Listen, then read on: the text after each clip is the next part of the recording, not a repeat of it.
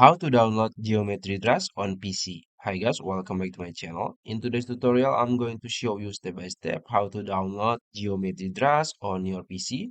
So there are two ways. So the first one, obviously through Steam. So you can open your Steam account, and then after you log in, you can search Geometry Dash, and you will find it. This one, you can click on it, and as you can see, this is the game. So you can try it, you can buy it, but sometimes you can try the demo version if you are lucky.